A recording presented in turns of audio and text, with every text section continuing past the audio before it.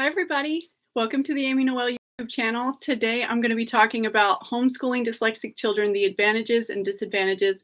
This is a channel all for parents of kids with dyslexia, and I have 5 children on the dyslexic spectrum, and 4 of them need help, a lot of help with their dyslexia.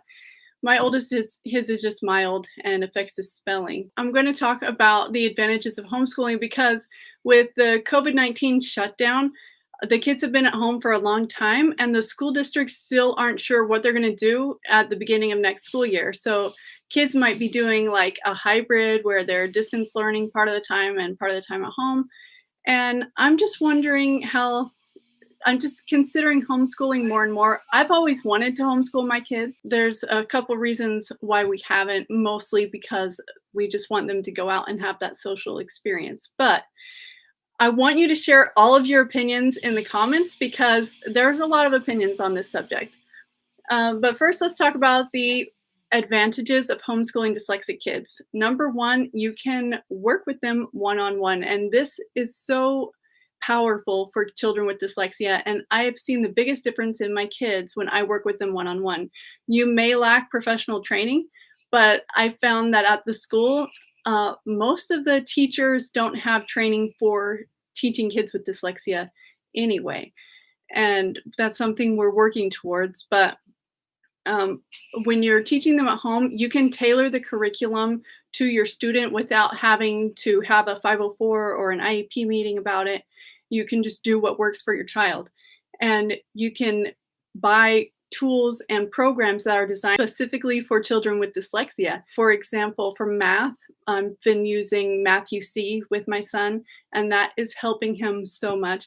And for his reading, we're doing Toe by Toe, and a couple of the other kids were doing Blast Off to Reading. When they're homeschooled, they don't compare themselves to 80% of the kids who are neurodevelopmentally normal, I guess you could say. And so they don't have this kind of peer pressure and lack of self-confidence because they're not measuring up in ways that are tested, like the reading and the math and all that, or wherever their weakness is. But on the other hand, homeschool can actually help their self-confidence because when you're done in about 2 or 3 hours with or less with the schooling that you need to do, you have the rest of the day, the child has the rest of the day to work on their interests and develop their talents and things that they really feel passionate about and that give them purpose in life. And these things, when they have time to really build on that, it can give them a lot of direction for where they want to go in their life. I just know for me that the last few months that my kids have been home, it's been really good for them. And there are a lot of challenges with homeschooling that I'm going to get into right now, because if you have to set up a schedule and structure, that can be really hard. And my biggest fear is how I would get them all to comply. And we've done pretty well over the last couple months, but I just think if I were going to do it all the time, that would be a big concern to me. I think it would be hard, but for me personally, I have ADHD myself, so this whole parenting thing is really hard.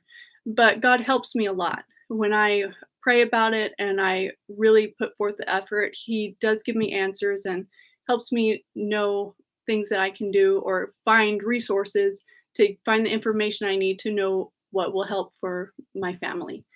And it's going to be what you do that is going to work for your family won't be the same for other families. So it really does help to have that personal guidance. And another challenge can be when your teacher is your mom, there can be a lot of pressure to please your mom, or like a lot of parental pressure that can affect the relationship. And so it's really important to try to be positive about homeschooling and working with your child at home. That's the advantages and disadvantages I wanted to talk about. And I would love to hear from you. Those of you who are already homeschooling, what has your experience been? What's worked for you? What hasn't worked? Do you recommend it and why? And if you have a strong opinion on the subject, please share it with everybody.